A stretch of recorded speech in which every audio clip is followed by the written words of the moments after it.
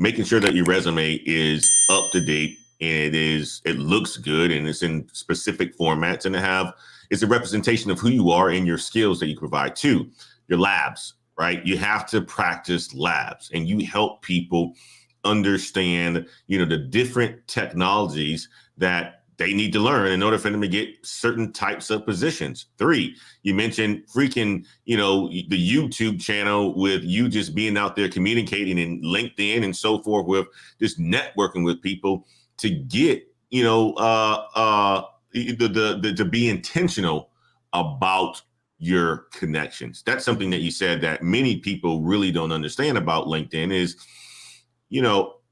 I have maybe 600, followers on LinkedIn. And I can say this, when LinkedIn came out, I was a avid user of it, but the majority of it is sometimes the people who you work with, right? And you may work with them one time, or you may have an introduction and so forth, or somebody who's of somebody, but a lot of the times it's just a pass-through type of a connection. You're saying it should be more of an active type of a connection, constantly being active.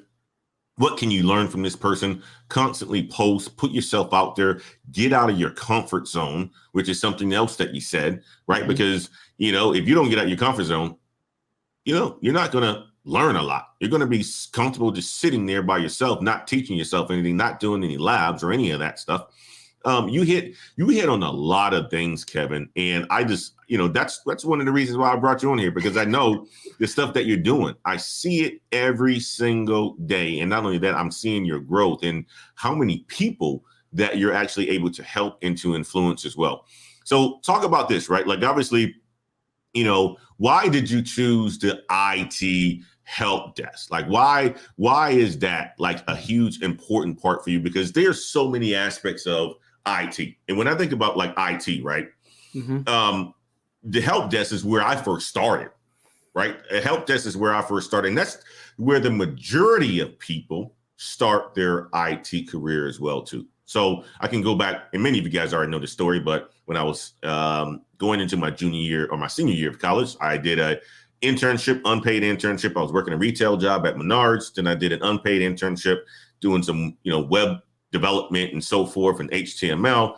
And then that allowed for me to get a job at Kohl's corporate headquarters in Menominee Falls, Wisconsin, as a IT help desk support technician, right? And it was more on the software side. So I was having to resolve tickets and stuff like that. But that was a pivotal a job experience that allowed for me to get the next job, which is the software engineer job, when I graduated college, right? Because I went to school for a management information systems degree and major with a computer science minor. I was like, I want to do coding, but I had to have that help desk experience. People want to see what work that you already have, especially related to the technology industry. Why did you choose, the help desk area versus other types of IT, there's many facets of IT, cybersecurity, engineering, coding, developing, healthcare, all that sort of stuff. Why did you choose help desk? So help desk is, you got to keep in mind that for people that are watching this right now, you got to keep help desk in mind that help desk is not all created equal. So help desk jobs are not all created equal. So it depends what company you work for. It depends what industry you work for. And there's not just one level of help desk. There's different levels of help desk, like level 1, level 2, level 3. There's like senior level of help desk. So, and they pay a lot of money. So if you're working, for example, like if you work fintech, like what I do, it's not your regular help desk. So people will assume that I do password resets all day when I don't do that. So when you're brand new to IT and you're doing help desk, some companies may give you access to Active Directory. Some companies may not give you access to it. So it depends what company you work for. They'll give you some access. They may give you limited access. They may not give you access at all. And the reason why I pick help desk is because I like working with people. At the end of the day, I like working with people. I love working with users. I love working with clients. I love just being in front lines and dealing with customer service. And for me, I pick help desk in fintech. And I don't know if you ever work help desk in fintech, but help desk in fintech is totally different. And it's like they pay slightly way higher than normal, and they give you a bonus. And they it's your regular like 8 to 5 job. You have the weekends off. You're on call. You're on call like maybe once every few months. It's not that bad. So that's the reason why I pick help desk, because people treat you well. So if you work in fintech, for example, and if you understand like the other technologies, help desk is not just Active Directory. Like I said, you could learn. You have to know Azure Cloud. Like some companies have access to that. So in my job, in my help desk job, and I tell you what I have access to. If I were to tell you that, you'd be like, "What the hell? That's not help desk, right?" So, and I work in fintech. So help desk for fintech is you have access to Active Directory, right? And it's not just regular Active. I could create accounts. I could add security groups. I could add someone to a group. I could reset your password. I can unlock your account. I have access to group policy. I can make changes on group policies. That's not regular help desk. I have access to Cisco Call Manager. So I have access to make changes on phone lines. I could assign phone lines. I could change voicemail mailboxes. I have access to Office 365 Exchange. I create your mailbox. Wow. I create distribution groups. I could create resource groups. I have access to Azure AD Connect. I log into AD Connect. I could create Citrix Cloud desktops and a bunch of other stuff. And I have access to MFA, multi-factor authentication with Okta as well. So it's not your regular help desk. I don't get bored because I'm touching a bunch of different things. It's not normal in fintech. Fintech, you have access to so much. It's not your typical help desk where you work and they have separate departments. I'm going to assign it to this person.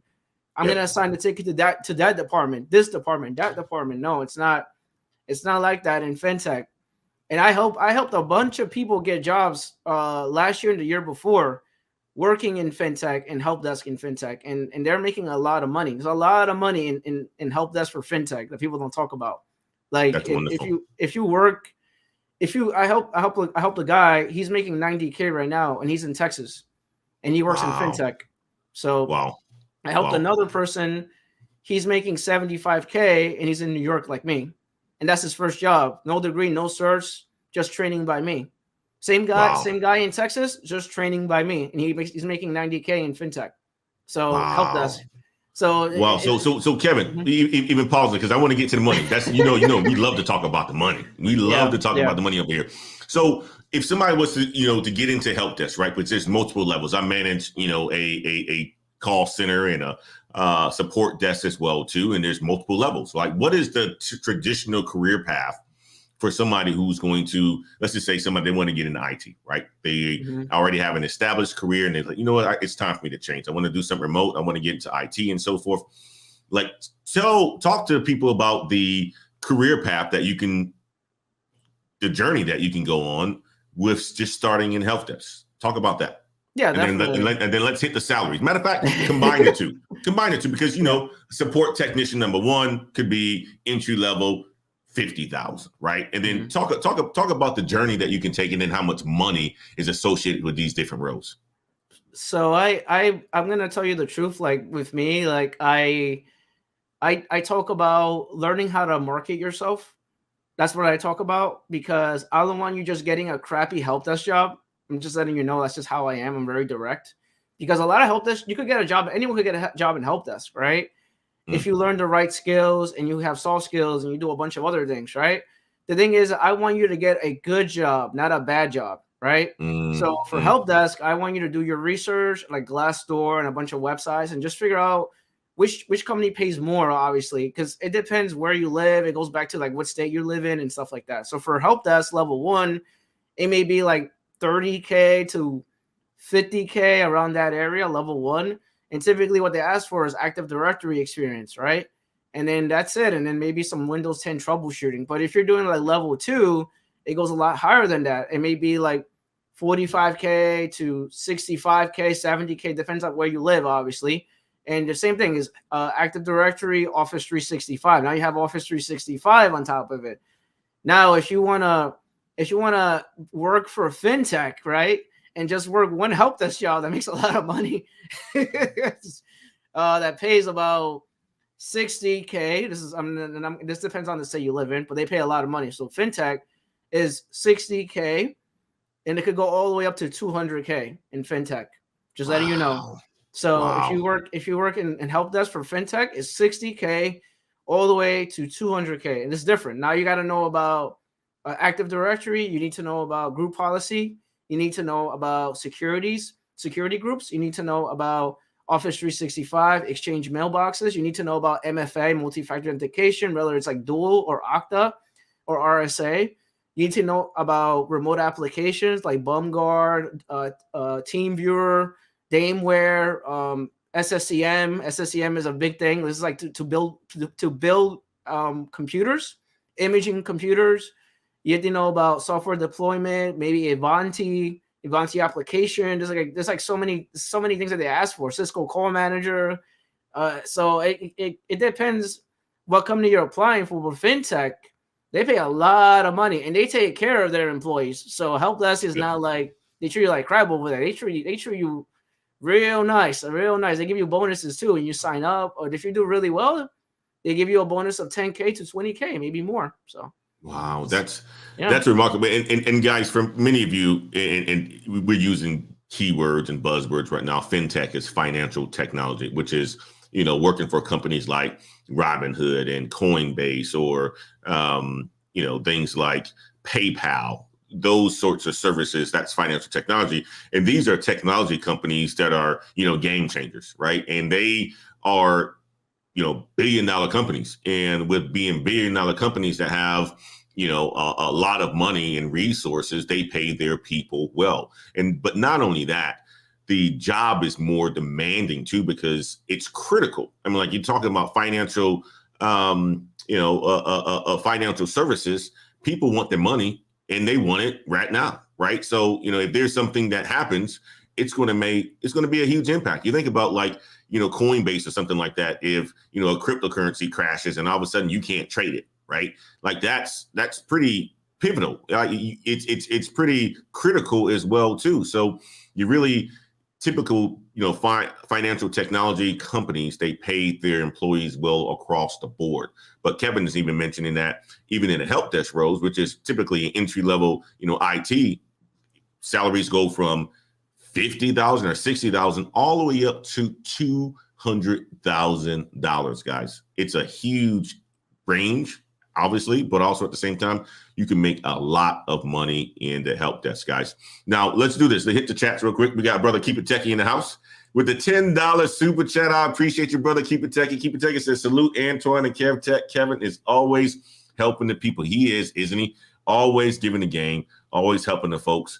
We got brother Master IT in the house as well. He says the tech YouTube community is amazing. Salute to Kev and Ant, man. That's another thing too. It's like when you're in a tech YouTube community, you come across guys like, Master IT. You come across guys like Kev Tech. You come across guys like Keep It Techie, PBO, brother Christian, brother Ben, right? All these, brother Gabe, all these people are all part of the tech community here to help. Right. And some of us has channels, some of us don't, but we're all part of a strong community helping people get into IT based on our experience. And Kevin's the best at it. I mean, you want to get into help desk, you want to learn any of the technologies and stuff like that. Kevin's talking about Okta and RSA, restricted tokens, all that sort of stuff. Right. That's very, very technical. And if you want to go into, IT, that's a wonderful place to start. And I think that's where the majority of people start their career. What else you got for us, brother Kevin? What else you want to educate us on, man? So it's like I said, it's important that this is the one thing I teach also is I do mentoring as well, but that's like outside of YouTube, and I don't do that for free, obviously, but I do mentoring as well. Is one of the things is if you're brand new to IT, is like I spoke about this before, is embrace rejection. So when you're brand new to IT and you have no job experience, you got to learn how to take the hits, like the Rocky movie, right? You got to learn how to take the hits. A lot of it has to do because you're brand new, you have no job experience. So everyone's gonna say, "Why should I hire you if you don't have no job experience?" So that's very important that you embrace rejection and that you don't get discouraged and you run away from IT. Man, this sucks. I can't get a job in IT. Don't look at it that way. Look at it as like, oh, okay, that means they don't value me. It's okay. A company will find me, value me, and open the door for me. So that's how I look at it. That's how I train my interns. That's how I look at life, right? One door is closed, another door opens, right? So I look at life that way. Doors are always opening no matter what. So the one thing I always tell everyone, like, and this is on Discord too. This is Discord, and I saw Job Skills Share was in the chat. If you scroll all the way up, I saw Job Skills Share like that. That's something that I teach. I teach that. Don't give up is in my vocabulary, and that's on my Discord too. If you say I give up if I give up in IT, you tell me that, I'm gonna come here and hit you in the head because I don't. I'm just gonna because I don't teach that. So one thing I teach is don't give up. Always apply to jobs. Fix your resume. The important thing is always going to go back to the resume. If no one's calling you, it's because your resume sucks, right? If you have a bad resume, fix your resume. You have to redo your whole resume. I'm sorry, you have to redo your whole resume. It's nothing to do with you. It's your resume. Your resume needs to be fixed. The other thing is, if you are getting the interview and you're not getting the job, it's because you're either lacking in tech skills or you're lacking in soft skills. There's something you're doing that's not right. There's something you're doing that's not right, and there's something wrong. So you have to take a step back and get feedback from the hiring manager and ask them like, what did you do wrong? Or ask them like, how can I improve? And you get better with each interview you do, you get better, right? But you want to make sure you get feedback from the hiring manager as to what you did wrong and how you could improve it. Because a lot of people, they look at it, they think that there's something wrong with the company when there's something actually wrong with you because you're answering the question incorrectly, or you're giving someone a question and an answer that they don't like, and then they go and move on to the next candidate. So you have to look at that as well.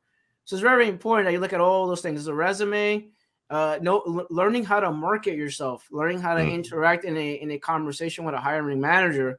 Because when you talk to someone, you have to persuade them as to why they should hire you. So it's a power of persuasion. If you can't persuade them, then they're not going to hire you. You have to persuade as to why they should hire you, and that's very important too. It's a power of persuasion. Because what if you answer a question with the definition of a question that they ask you, and you already heard that answer from 500 other people, and you're like, man, this guy gave me the same answer as the other people. I don't want to hire him. And just go and move on to the next candidate, right? So that's very important, is that you know how to make yourself stand out, make yourself unique. Talk about your home labs, baby. Talk about something you did to make yourself stand out, so they remember you. Because if you give them a definition, they're gonna remember you. He just gave me the same definition. Let's just go and move on to someone else, right? So you want to make yourself stand out. Talk about something you did in the lab environment, and then make yourself stand out. And okay, yeah, Kevin, yeah, I remember him. Yeah, he talked about Active Directory and how he set up VMware on his virtual machine, and he set up group policy. Yeah, I remember him. I think we should call him back for another interview. I think we might hire him too. So you need to make yourself stand out. If you do that, then the hiring manager is going to give you a chance. So a lot of it has to do with that, and a lot of it has to do with your soft skills, your attitude, right? If you have the right attitude and you look like someone that is willing to learn, a lot of times they give you a chance. You don't know unless you try, right? A lot of times they give you a chance.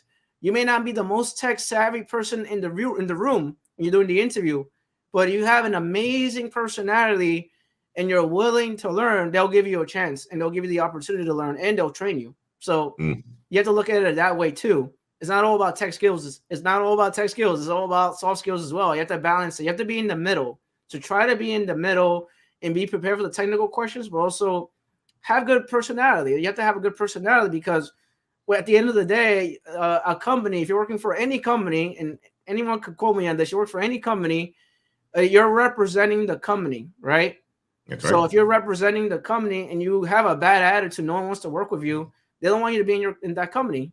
You're just going to be toxic to the whole environment. So you have to have a good attitude. Attitude is very important in IT. And I can't stress that enough. It's very important that you have a good attitude. You're willing to learn. You're willing to be a team player. And you're just willing to just be there and take care of any problems that they have. You're a problem solver. So you have to give them the reason why they should hire you. You're the problem solver. You have to give them the reason why should I hire you. Well, I could do this. I could do that. I could do that. Right. So you gotta give them a reason why they should hire you. You're not just there to just, I don't know, sit and fill a warm seat over there, right? you gotta give them a reason as to why they should hire you. So it's very important. All of those things are important that I just mentioned. So